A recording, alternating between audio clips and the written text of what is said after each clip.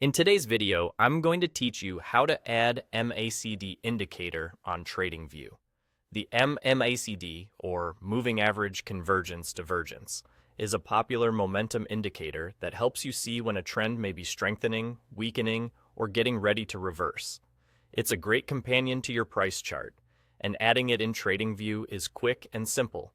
Start on your chart in TradingView. At the top left of the chart area, you'll see the Indicators button. This is where TradingView keeps all of its built-in tools, as well as the vast library of community scripts.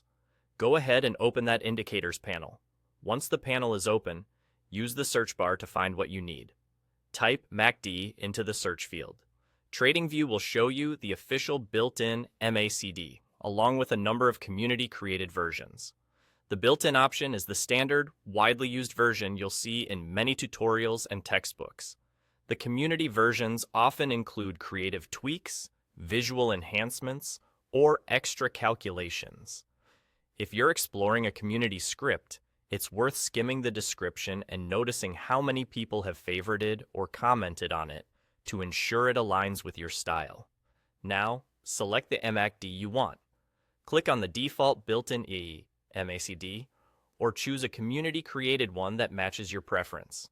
As soon as you click, the indicator will immediately appear on your chart.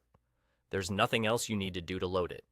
The MACD typically shows up in a separate pane below your price chart, displaying two lines, the MACD line and the signal line, along with a histogram that helps you quickly see when momentum is increasing or decreasing.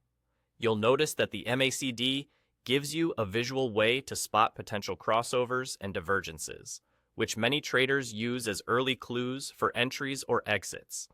Even if you're brand new to it, just recognizing when the MACD line crosses above or below the signal line can help you get a feel for momentum shifts.